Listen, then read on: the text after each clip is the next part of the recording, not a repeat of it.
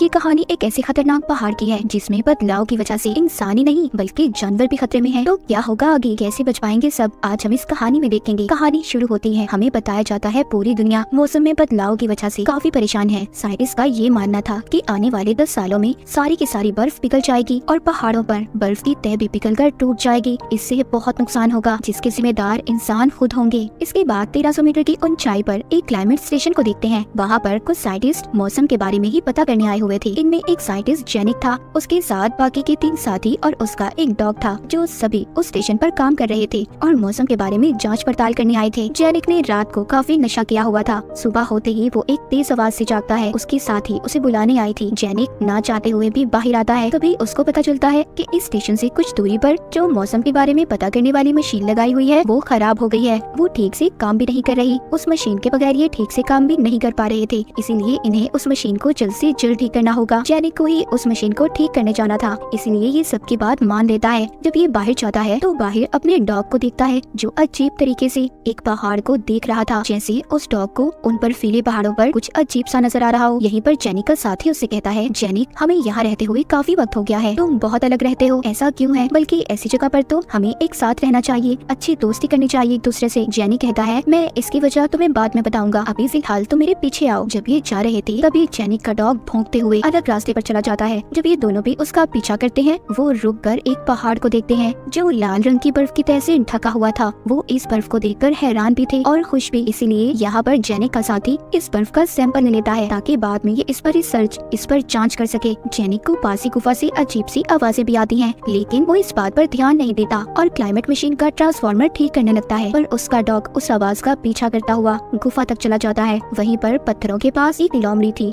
जो अजीब से सांस ले रही थी। उसके पेट में कुछ हिल भी रहा था। अचानक से उस लोमड़ी का पेट फट जाता है। बाहर जेनिक को अपने डॉग के रोने की आवाज भी आ रही थी, इसीलिए ये जल्दबाजी में जब उठने लगता है तो इसका सर टकरा जाता है। इसका साथी भी पहाड़ से गिर गया था। जब ये जाकर देखते हैं तो इसका डॉग रो रहा था। उधर ही ये लोमड़ी की लाश को भी देखते हैं, पर इसके डॉग के जिस्म पर भी अजीब सी चोट का निशान था। गुफा के अंदर से और भी अजीब सी आवाजें आ रही थी, पर जेनिक उन पर कोई ध्यान नहीं देता और अपने डॉग को बाहर ले आता है। ये वापस से अपने स्टेशन पर आ गए थे। जेनिक का साथी वो बर्फ का सैंपल अपनी दूसरी साथी को देता है जो अपने साथ लाया था। इनकी साथी उसे चेक करती है, कहती है ये अजीब चीज है, कोई अजीब बैक्टीरिया जो इंसान या फिर जानवरों से मिलकर अजीब सी क्रिएचर पैदा कर रही है। वो जेनिक से कहती है, जहाँ से तुम्हें ये सैंपल मिला है तो मुझे उस ग्लेशियर पर लेकर चलो, मैं और भी सैंपल लेकर उन पर रिसर्च करना चाहती हूँ। जेनिक कहता है, रात को मैं बाहर नहीं जाऊंगा, इस वक्त तो कभी नहीं। गुफा के पास एक खतरनाक लोमड़ी फिर रही है। उसके साथी उससे कहते हैं, जेनिक अब तुम ये बहाना कर रहे हो, गुफा के पास कोई खतरा नहीं है। लेकिन ये फिर भी अगले दिन जाने का फैसला करते हैं। इनका एक साथी कहता है, 2 दिन बाद प्राइम मिनिस्टर अपनी टीम के साथ आने वाली है, तो हम में से कोई भी उन्हें उस लाल चट्टान के बारे में कुछ नहीं बताएगा। जेनिक कहता है, ये मेरा काम है, मुझे ये सब बताना होगा। उधर प्राइम मिनिस्टर को देखते हैं जो कुछ रिपोर्टर्स के साथ आई हुई थी। के साथ जेनिक की पुरानी दोस्त भी थी जिसका नाम टेंचा था, पर जेनिक और इसके दरमियान में अब अलग हो गई थी। टेंचा भी पहले पहाड़ों पर ही काम किया करती थी। इधर स्टेशन पर जेनिक के साथी उसे समझा रहे थे कि तुम मिनिस्टर की टीम को कुछ भी नहीं बताओगे क्योंकि ये सिर्फ उनका एक ट्रिप की तरह है, वो बिना वजह ही डर जाएंगे। इसलिए जेनिक का साथी उसे नशे की दवा भी दे देता है ताकि ये किसी को कुछ भी न बता पाए। जेनिक को टेंचा का फोन आता है। वो बताती है, कल सुबह हम मिनिस्टर के साथ पहाड़ों पर जाएंगे और तस्वीरें लेंगे। जेनिक को बहुत अच्छा लग रहा था कि बहुत वक्त के बाद वो टेंचा से मिलेगा, पर जेनिक की टीम परेशान थी कि कहीं ये सारी बातें अपनी दोस्त टेंचा को ना बता दे। जेनिक जब बाहर आता है तो उसे किसी के चलने की आवाज महसूस होती है। ये फौरन से अपने साथियों को बुलाता है। वो चीज जेनिक पर हमला कर रही थी। जब उसके साथी बाहर आते हैं, जेनिक सबसे कहता है, चुप जाओ, मुझ पर किसी अजीब से दिखने वाली लोमड़ी ने हमला किया है जिसके सर पर सींग भी थे। पर कोई भी जेनिक की बात पर यकीन नहीं करता। उनको लग रहा था जो कुछ भी जेनिक बोल रहा है शायद नशे में है। पर जेनिक कहता है, बहुत बड़ा खतरा है, मुझे ये बात मिनिस्टर को बतानी होगी। इसी बात पर जेनिक और उसके साथियों में लड़ाई हो जाती है। उसका एक साथी समझाता है, देखो ऐसा कुछ नहीं है, तुम्हें गलतफहमी हुई है, जाओ जाकर आराम करो। जेनिक अपने डॉग को लेकर सोने चला जाता है। सुबह को जेनिक टेंचा को भी फोन करके बताता है कि आगे मत जाना, तुम्हारी जान को खतरा हो सकता है, पर वो भी इसकी बात नहीं मानती और अपनी टीम को आगे जाने का बोल देती है। फिर जेनिक अपनी साथी को उसी पहाड़ के पास लेकर जाता है। जब ये जाकर देखते हैं तो जो उस पहाड़ पर लाल रंग का बैक्टीरिया था वो खत्म हो गया था। फिर भी जेनिक के साथी थोड़ा सा सैंपल ले लेती है। जेनिक पास ही अजीब सी एक कीड़े को देखता है जिसने अपने ऊपर खोल चढ़ाया हुआ था। ये उसे देखकर डर जाता है और टांग मारकर पीछे करता है। इन सब के दौरान मिनिस्टर भी अपनी टीम के साथ आगे बढ़ रही थी और एक खूबसूरत जगह रुककर तस्वीरें लेने लगते हैं। ये सब भी जेनिक के ही मेन स्टेशन तक जा रहे थे। टेंचा मौसम में बदलाव का मिनिस्टर को बताती है। खैर ये सभी वहाँ पर तस्वीरें ले रहे थे। इसी दौरान इनके एक कैमरामैन को मच्छर काट लेता है। जब ये उसे मारता है तो उस मच्छर में अजीब सा लाल बैक्टीरिया था। उधर स्टेशन पर जब जेनी और उसके साथी अजीब से कीड़े पर रिसर्च कर रहे थे तो वो हिलने लगता है, जिससे सब डर गए थे। उनकी साथी कहती है इसके अंदर वही लाल बैक्टीरिया है जो उस पहाड़ पर से मिला था। वो बताती है ये अजीब कीड़ा लोमड़ी और मच्छर के डीएनए से मिलकर बना है और ये लाल बैक्टीरिया है जो जानवरों के डीएनए से मिलकर अजीब से क्रिएचर पैदा कर सकता है। वो कहती है जो वो लाल बैक्टीरिया जिस पहाड़ पर था उसकी बर्फ जब पिघली होगी तो वो पानी में शामिल हुई होगी, जिस पानी को लोमड़ी ने पिया होगा, और मच्छर जिसको उसने खाया होगा। इन दोनों के डीएनए से मिलकर ये कीड़ा पैदा हुआ है। जेनी कहता है अगर इसी तरह का कोई और जानवर इंसान को काट ले तो क्या होगा। वो बताती है अगर ऐसा हुआ तो इंसान का दिमाग भी जानवर की तरह हो जाएगा। जिसके बाद जेनिक अपने कमरे में जाता है और अपने डॉग को देखता है। उसे समझ आ गई थी कि उसके डॉग के पेट में भी कोई क्रिएचर है जो आहिस्ता आहिस्ता बड़ा हो रहा है। जेनी एक बार फिर टिंचा को फोन करता है, कहता है कि अभी तुम जिस रास्ते से आ रहे हो उधर लाल बैक्टीरिया वाले जानवरों का खतरा हो सकता है, तुम्हें दूसरे रास्ते से आना चाहिए। टिंचा अपनी टीम को बताती है। वो जब जेनिक से बात कर रही थी तो अपने डॉग के रोने की आवाज को भी सुनती है। कहती है जेनिक अभी तुम कुछ मत करना, मैं आ रही हूँ, हम मिलकर उसे बचा लेंगे। उधर जिस कैमरामैन को मच्छर ने काटा था उसकी हालत भी खराब हो रही थी, लेकिन वो बेचारा सोचता है शायद उसके साथ ये सब थकावट से हो रहा है। तभी यहाँ पर हम एक लड़की को भागते हुए देखते हैं जिसका पीछा लाल बैक्टीरिया वाली चील कर रही थी। उस लड़की का पाँव पत्थर से टकरा जाता है, वो गिर जाती है और वो खतरनाक चील उसके पाँव पर बार बार वार कर रही थी। उधर स्टेशन पर जेनिक अपनी टीम से कहता है मैं इन सब के बारे में मिनिस्टर को बता दूंगा, पर उसकी टीम के लोग उसे मना करते हैं। कहते हैं पागल मत बनो, इस लाल बैक्टीरिया वाली बात से लोग फजूल में डर जाएंगे और ड्रामा बनेगा। हम इस पर रिसर्च करके कोई ना कोई हल निकाल लेंगे और देखो फिर हम मशहूर भी हो जाएंगे। पर वो उनकी किसी बात पर यकीन नहीं करता।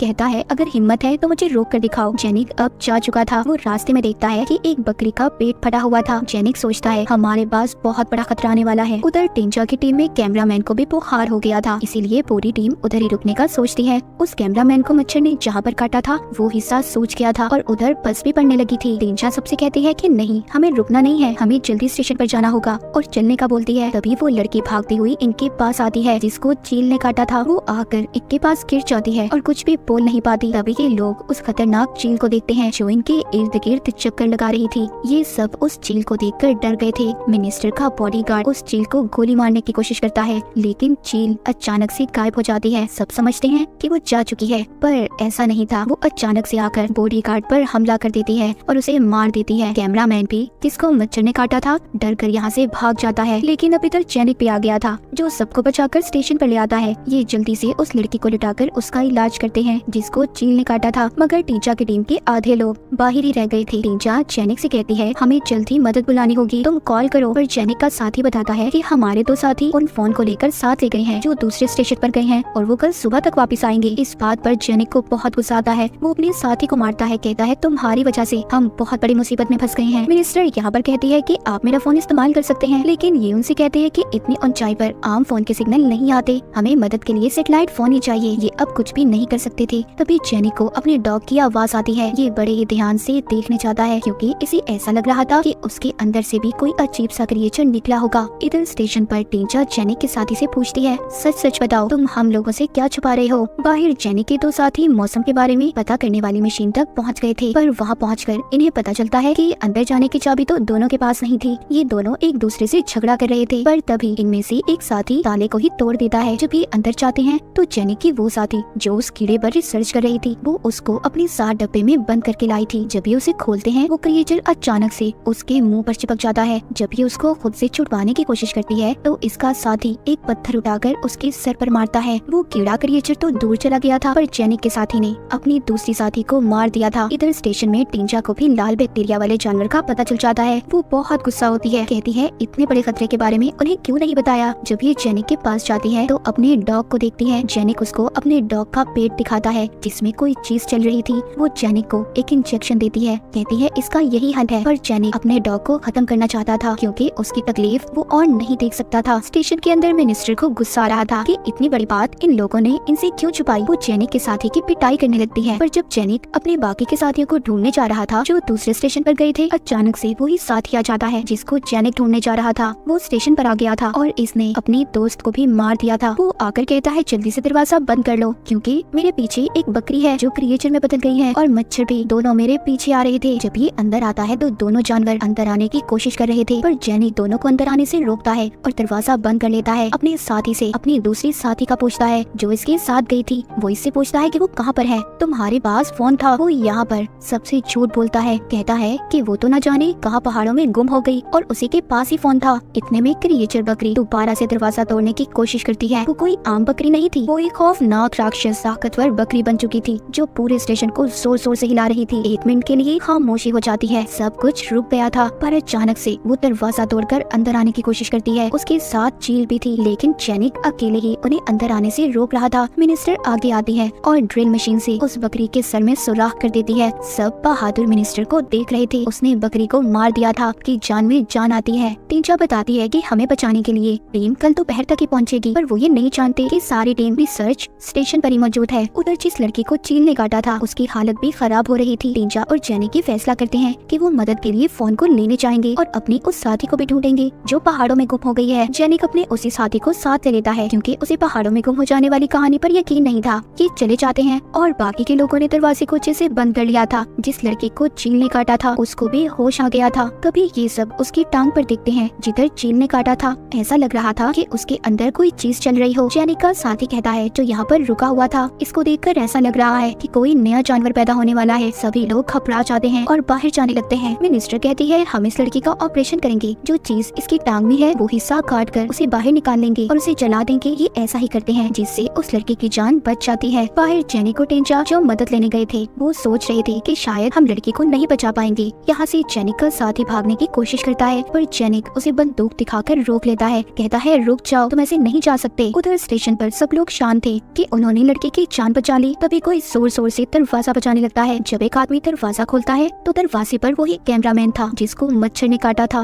उसका चेहरा अजीब सा खौफनाक छालों से भर गया था। वो सबसे यही कह रहा था कि प्लीज कोई तो मेरी मदद करो, कोई तो मुझे बचा लो। लेकिन तभी उसके छालों में से कीड़े बाहर आने लगते हैं। सबके सब डर गए थे। वो बेचारा डर कर आग पर गिर जाता है जिससे उसके पूरे जिस्म में आग लग गई थी और बाहर भाग जाता है। मिनिस्टर भी जल्दी से दरवाजे को बंद कर लेती है। बाहर जेनिक और टेंचा स्टेशन पर पहुंच गए थे जहाँ पर जेनिक का साथी अपनी दूसरी साथी को ढूंढने का नाटक कर रहा था जिसको ये मार चुका था। जेनिक और टेंचा ने अपनी साथी की लाश को देख लिया था। तभी जेनिक का साथी अपनी बंदूक दिखाकर उन्हें धमकाता है कि खबरदार इस बात के बारे में अगर तुमने किसी को भी बताया। जब टेंचा इसके पास आती है तो ये उस पर भी बंदूक से वार करता है और जेनिक को मारने की कोशिश करता है। इसी उसमें गोली चल जाती है और सारी गुफा रोशन हो गई थी। पर तभी गुफा से एक अजीब सी राक्षस मकड़ी और लोमड़ी बाहर आते हैं और जेनिक के साथी को चीर फाड़ कर खा जाती हैं। जब उन जानवरों का ध्यान जेनिक और टेंचा पर जाता है दोनों वहाँ से भागने की कोशिश करते हैं। जेनिक को तो लोमड़ी ने पकड़ लिया था पर टेंचा उसे बचा लेती है। वो लोमड़ी पर वार करके उसे मार देती है। फिर ये अपनी उस साथी की लाश के पास जाते हैं जिसके पास सैटेलाइट फोन था और मदद बुलाते हैं। सुबह भी हो चुकी थी। जब ये दूर से देखते हैं तो स्टेशन पर से धुएं उठ रहे थे।